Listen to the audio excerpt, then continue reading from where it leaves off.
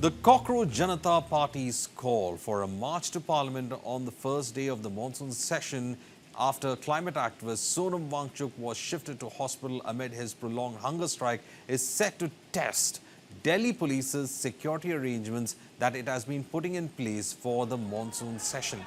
Now, it has come to light from sources that the CJP is yet to approach the Delhi police to seek official clearance for this particular march which was planned. Now, the call for this march was announced by Wangchuk, who is now in the hospital. Officials have indicated that any request for permission at this stage, that is when the monsoon session has been convened, is going to be very difficult to give because of the security situation that emerges because of the session that has been called in the parliament. This has a series of standard operating procedures that the Delhi police will have to follow to ensure the smooth conduct of security arrangements for the parliament session. Now, Delhi police has enforcing the prohibitory orders under section 163 of the BNSS in the New Delhi district during parliament sessions. Now, the restrictions prohibit gatherings of 4 or more people, unauthorized rallies and the carrying of weapons, particularly around Parliament House and India Gate.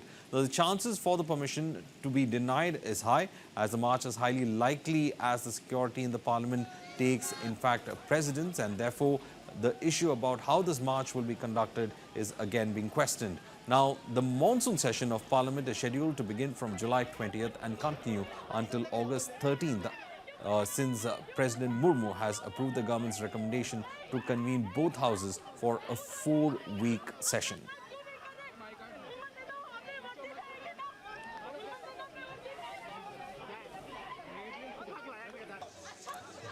We have with us to discuss more on this Rajalakshmi Joshi, political analyst, and Professor Rajiv Lochan, the author, who's also joining us as of now. Let me go to Rajalakshmi Joshi, who's a political analyst. Rajalakshmi Joshi, you know, the first part of it is that who is actually leading this agitation? You have one of those leaders in the hospital, then you have Deepki going on a hunger fast, and there is this huge call for a parliament march. Now, it in fact shows that it's going to be a difficult situation because you have the monsoon session going. It is not easy to get a permission for that, and therefore carrying out this march means is to be stopped before you can actually leave the premises itself. Hello, Argis, and yes, it is definitely going to be difficult for anybody to get permission for any kind of protest or any kind of procession around the parliament or anywhere in Delhi, actually. So, ideally, they should have actually approached the police, they should have approached the authorities and taken permission, sought prior permission. But I'm not sure that they have done anything of that sort yet. So it is not just about the Cockroach Janata Party. Anybody will find it difficult to get any permission for any such rally or in any procession or any protest. So I don't think that it is as simple as that. And to add to it, there have been a lot of political activities here at the at Jantar Mantar. Initially, when these people they have announced that they will be converging at this place for the protest. So at that time, I think the police they themselves voluntarily gave them permission for 1 day. But then now the last 20 days or more, the protest has been happening. The site of the protest at Jantar Mantar has been happening without seeking police permission. And the police has repeatedly reminded them that they were given permission only for 1 day. And yet they have carried on with this protest. And there have been visits from all political parties from the opposition. So it is not clear. It is clearly not just a student protest, but it is definitely a politically motivated one. So, I don't think that it is as simple as it looks. It is not definitely a student protest. And I'm not sure it will be a peaceful one, going by the anarchist kind of a tendency that they have displayed by saying that, oh, we will, the kind of statements that Mr. Dipke had made, saying that we will directly go to the parliament or to the prime minister's house, and we will all converge there, and we will protest, and then we will go to Jantar Mantar. So the police was had taken a very smart move by approaching or giving Mr. Dipke a permission to protest at Jantar Mantar instead of going through all of the theatrics. So I think that it's all very clear that the protest will not be very peaceful, if at all. In fact, let me get in Professor Rajiv Lochan here.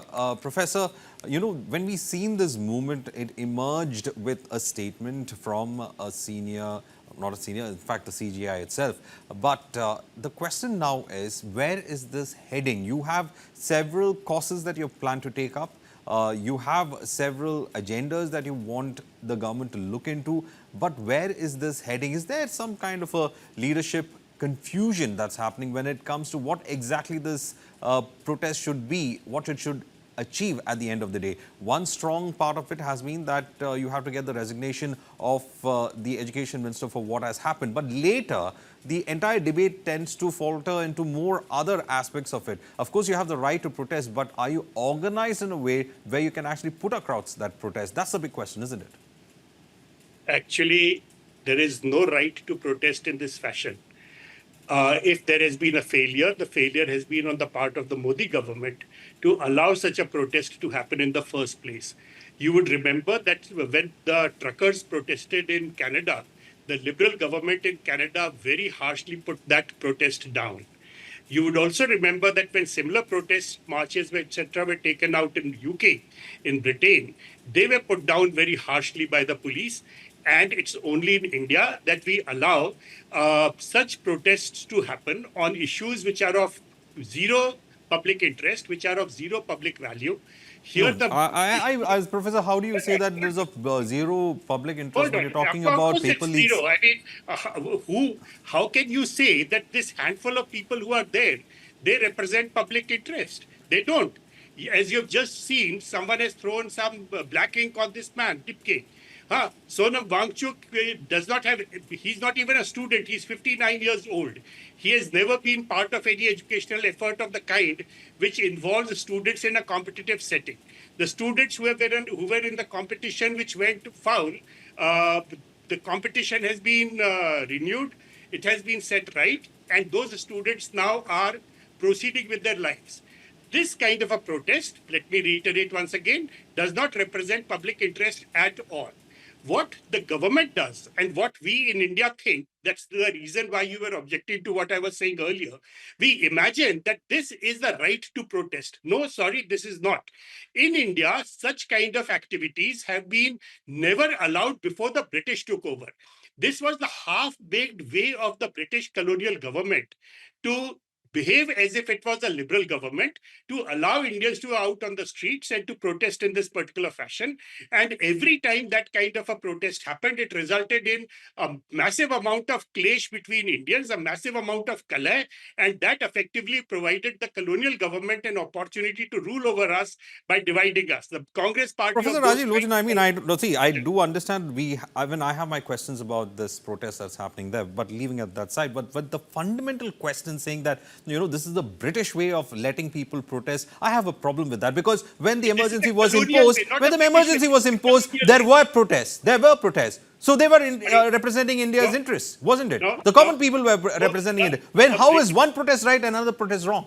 My question is that. I have my doubts about this protest itself. It's not that I understand this protest in that manner in which it is. But when it comes to the fundamental rights to protest, there are ways to, in fact, put across a protest. Otherwise, it's not in our country. There are a lot of countries that allow protests happening. We have seen how many protests have been happening in a lot of places. When we have seen in the Western countries, as you pointed out, the truckers' protest happened. Of course, they went hammer and tongs against it. But later, they did also ensure that these parties who were in power did pay for it when their local elections came in. Their MPs were voted out. The MPs may have been voted out, but effectively the operational is that the government has to assert itself. Law and order is to be given privacy. Now you're coming to the point. Law and order part of it is the most important about it. You have a parliament session going on. How is it possible to actually go on a protest on the first day of the monsoon session when there is a huge security protocol in place? That is And where this- we would look at. and there is absolutely no reason for anyone to imagine that this particular protest represents anyone's interests. Even the people who are protesting, they don't have any direct interest. And that is why your question came up. What is their objective? What is their, who is their leader? What is their mode of operation? All those things are missing because these people do not have a reason to protest. If they had a reason to protest, the public would have joined in. Yes, because a particular drama is going on in public, in India, people assemble and have a look at that drama. That does not necessarily mean that they are being influenced by it. That does not necessarily mean that they agree with it. What it does mean is that the government is losing control, and the government has been extremely charitable towards such protesters. The courts have said again and again, there is no fundamental right to protest in this fashion.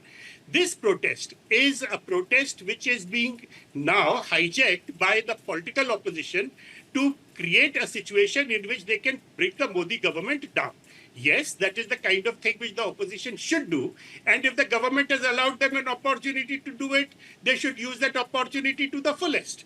Rahul Gandhi, however, has been wise enough to keep away from this. Shiv Sena, which has never been able to do anything democratically, Shiv Sena has been supporting this particular protest.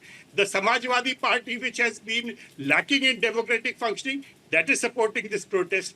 I think this is a laughable protest. All right, all right. We're taking that point is in fact taken into consideration. But we have Rajlakshmi Joshi. How do you in fact, when you look at such protests, as and Professor Rajiv Lochan was putting out, objectives are vague and things are quite vague when it comes to what is to be achieved. And then you have certain parties, in fact, backing them, certain parties not backing them. They have a legitimate concern which they have taken as a cause. But how much of that is to be represented by them, or do they have the backing, is another question that, as Professor Rajiv Lochan has raised, is interesting to explore. But here's the question that I would like to ask you. As a person who's been looking at the social movements, or rather would understand the social movements that take place, how much of a support do you think is there for a protest like this that's happening in Jantar Mantar? Because clearly, as Professor was saying, a lot of people have started to go ahead with their lives after the People Leagues have happened. Of course, there is anger about it. But then right now, with continuing with it, are they in fact not up to the mark when it comes to communicating what they want? And secondly, do you see, I wouldn't say the main opposition party, but some sidelined opposition parties are in fact trying to ensure that they use this probably as a stage to project themselves, saying they're still relevant? There are a lot of issues with this protest. Now, very firstly, it is a war of perceptions. So now here there is this perception that is being created that this is a student protest, and that is the reason why people should come out in large numbers.